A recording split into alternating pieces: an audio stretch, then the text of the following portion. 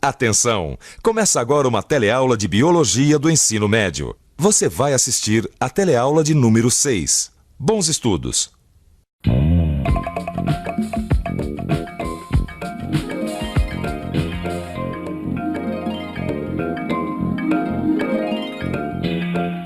E aí, lanchinho? É de pão, presunto e queijo. Então pega o pão. Oi, turminha! Oi, amor. Opa, cheguei na hora certa. Ai, mãe, olha, o pão tá verde. Nossa, e o feijão também estragou, olha aqui. Ah, mas tá tudo estragado. Ai, Deixa eu ver. Meu Deus. Mas, pai, por que estragou? Por quê? Isso é o que a gente vai ver na teleaula de hoje. Nesta teleaula, você vai aprender quem faz os alimentos estragarem. Vai conhecer os vários métodos de conservação dos alimentos e como cada um funciona. Nossa teleaula começa agora, bem na hora que os meus pais estão saindo pro supermercado. tem que ir no supermercado uma hora dessas, Fazer hein? o quê, senhor? A comida do jantar estragou, né? Se eu pego essa turminha que estragou tudo isso, viu? Quem que estragou isso, mãe? Essas coisinhas aí, filha. Que coisinhas. Essas que estão comendo o seu pão aí, ó. Tá vendo, meu amor? Vambora. Tchau. Coisinhas vivas? Mas eu não tô vendo nada.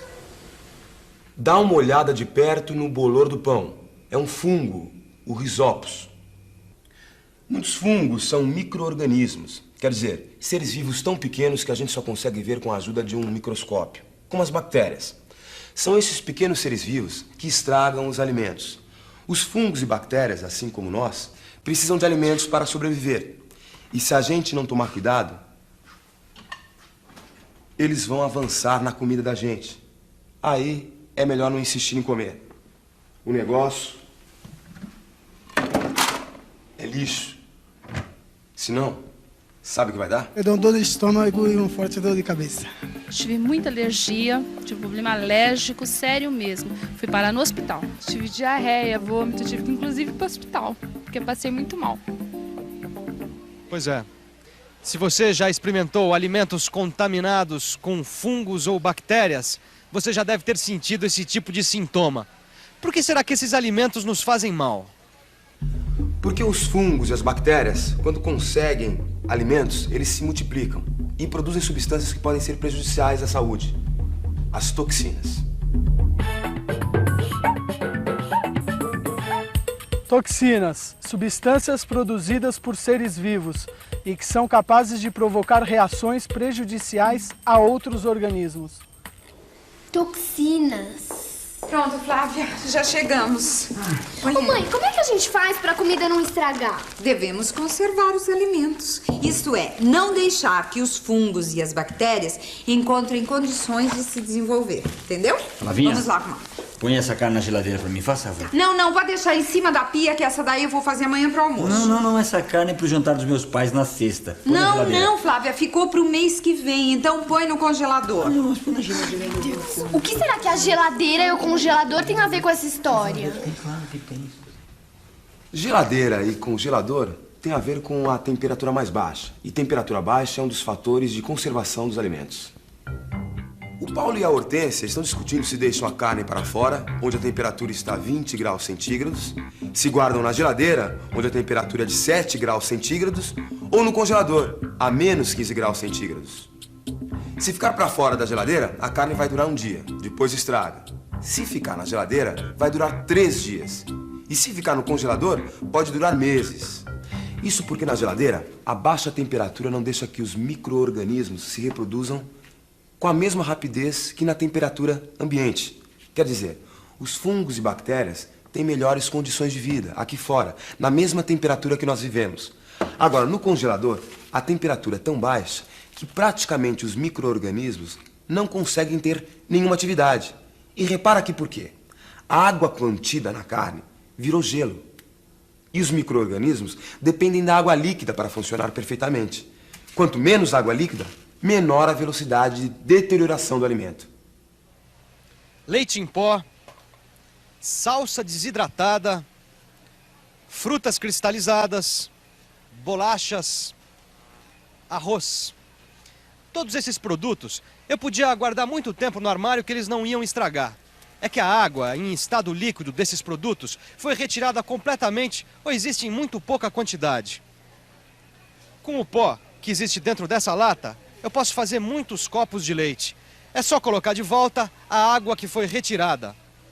O leite fresco que está dentro desse copo tem 87% de água. Se eu não beber logo, ele vai estragar. O leite da lata é desidratado. É o mesmo do copo, só que dele toda a água foi retirada. Por isso, ele dura muito mais. Tirar a água é o que a gente chama de desidratação. No caso do leite, por exemplo, a água evapora quando as gotas são pulverizadas em um espaço onde não existe ar, o vácuo. Sem água, os micro-organismos não encontram muita facilidade para se desenvolver. Bom, além desses meios modernos, existem alguns muito antigos para retirar a água dos alimentos. O sal, por exemplo. Xiii, mãe. Que foi, filha? Essa face tá velha, tá toda murcha, olha. É que você temperou cedo demais. Botou sal e o sal faz as folhas murcharem, foi isso? Como assim? O sal nesses alimentos provoca um processo de osmose. As células da alface, assim como as dos seres vivos, possuem mecanismos que tentam equilibrar a concentração do sal que tem dentro com a de fora. Quando colocamos sal, as células do alimento passam água para o meio externo, tentando equilibrar a concentração de sais minerais do seu interior com a do exterior.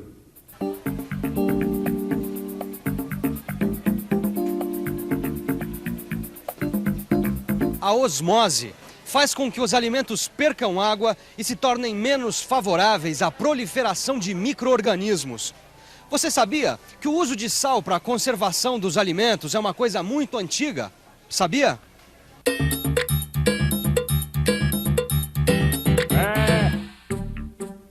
Sabia que entre 3 e 5 mil anos atrás, os chineses e os gregos já utilizavam o sal para conservar os peixes?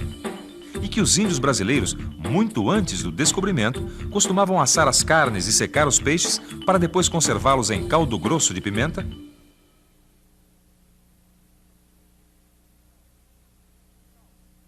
O sal e também o açúcar desidratam os alimentos através do processo de osmose. Bom, o sal a gente já sabe como e por quê. E o açúcar? E o açúcar? É só você perguntar a uma dona de casa que faz compotas, como eu. Dessas compotas que, além de deliciosas, duram meses, até anos, sem precisar colocar na geladeira. Eu vou te mostrar como eu fiz. Primeiro eu fervo os potes de vidro em que vou pôr a compota. Quando faço a calda de açúcar, coloco o cravo da Índia, que ajuda a conservação.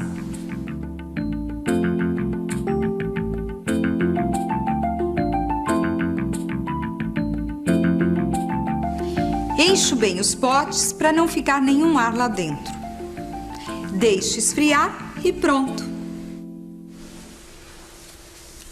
Agora é só guardar num lugar seco e arejado que elas vão durar por muito, muito tempo. Vai durar muito tempo mesmo. Mas vamos entender isso um pouco melhor. Primeiro, a Hortência ferveu os potes em que ia colocar a compota, porque a fervura mata os micro-organismos que estão no recipiente. Depois, ela colocou cravo da Índia na calda. O cravo possui um composto químico chamado eugenol, que dificulta o aparecimento de fungos. E, além disso, ele é antioxidante, que dificulta a reação do oxigênio do ar com o alimento, o que pode alterar o seu sabor. O oxigênio contido no ar ajuda a desenvolver muitos micro-organismos. Por isso, a Hortência encheu os potes até o máximo, para evitar que fique o ar dentro do vidro. Contém antioxidante e conservante. Você já reparou como isso aparece escrito nos rótulos de vários produtos que a gente consome? Bom, conservantes são substâncias usadas para evitar a deterioração dos alimentos e prejudicar o desenvolvimento de micro-organismos e das reações químicas que podem alterar o produto. Existem outras informações que também são muito importantes e que aparecem nos rótulos dos produtos. Prazo de validade... Pai, você comprou um pão vencido. Ah, não, eu não acredito. Os micro-organismos já devem estar agindo aqui. Esqueceu deles, Paulo? Para não esquecer nunca mais, o melhor é revisar tudo. E atenção, se liga aí que é hora da revisão. Na teleaula de hoje, você aprendeu o que são micro-organismos e que muitos desses pequenos seres vivos fazem os alimentos estragarem. Aprendeu que os micro-organismos precisam de água líquida para se desenvolver e que, por isso, o congelamento e a desidratação dos alimentos são formas de impedir que fungos e bactérias se multipliquem. Viu alguns métodos de conservação de alimentos e a importância de evitar o consumo de alimentos contaminados.